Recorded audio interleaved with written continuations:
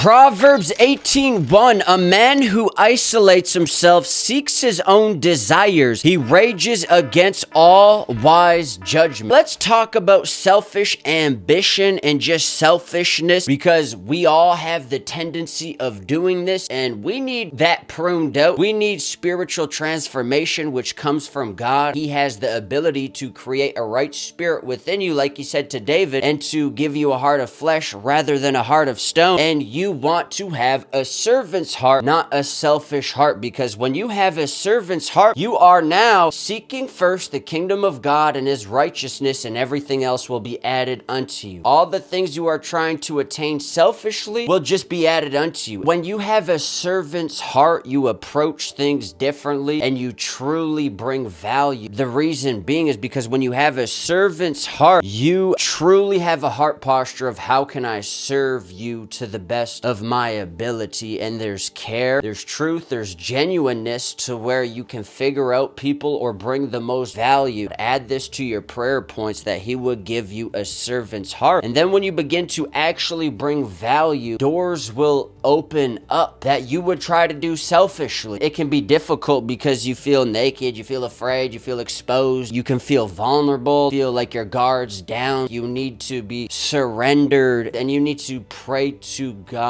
because that's his will, is sanctification, is us coming into the fullness. Having a servant's heart and seeking his righteousness will have everything else added unto you, because when you have a servant's heart, when you are surrendered, when you are setting your hand to the plow and not looking back to the former things, when you are becoming who Christ wants you to become, all of the right people for you will gravitate towards you. Everything that is for you when your guards are down will gravitate towards you. And having a servant's heart will help you in every area of your life. Doesn't matter what you do. Even for me, when it comes to fitness, if I don't have a servant's heart, I'll just be making reels just for self or just for a routine. But if I have a servant's heart, I'm like, hey, I'm gonna add the workouts so people can follow along, so they can get the best workouts. And you begin thinking about other people and how you can serve other people, which ultimately just makes what you bring more valuable, because you actually care. And it's a beautiful heart posture that you want. You can develop that in the church, serving at the church, serving, and that transfers into everything else you do. Even with these videos, if you have a servant's heart, you're not withholding revelation, you're not rushing things, you genuinely care, and your approach to the day is much different. All the supply that God has given me, all the revelation, all the wisdom, all of the goodness, the fruit, when you have a servant's heart, you're like, I need to give all of this, which is going to be a lot of value, and it's going to be very beneficial. And the way I came to this revelation is just really questioning why I do things. What is the purpose behind it? Am I really getting fulfillment from this? And you will realize if you are not helping others, serving others, you will not be fulfilled, because we are called to serve one another. We are called to help one another, and that's what brings us fulfillment and joy, is when we are helping out others, when we are using our gifts, our talents, our wisdom to serve others. And that's what brings fulfillment. With selfish ambition, self-seeking, you will not find fulfillment, or it will be temporary. Asking questions about what we really want, why we do things, what's the purpose of this, serves two important purposes. First, it reminds us of our goal. Second, it juices up our brain in a way that helps us keep focused. When we present our brain with a demanding question, our body sends precious blood to the parts of our brain that helps us to think. When you ask serious questions of why am I doing this? What is the purpose behind it? Is this worth it? You will come to the end of yourself and say, what is the purpose? This is not really that fulfilling unless it's truly serving, unless it's truly beneficial. And this is how you bring value, is having a servant's heart, because you truly have others' best interest at heart, which makes you present the best for them, which can translate into whatever you do. And that's what Christ has called us to do, to deny ourselves, to have a servant heart, to seek first the kingdom and his righteousness, and truly everything else will be added. Because if you have a servant's heart, you're going to be bringing value. You're going to bring in the people that God has for you when your guard's down, when you're surrendered, and that value will bring the things that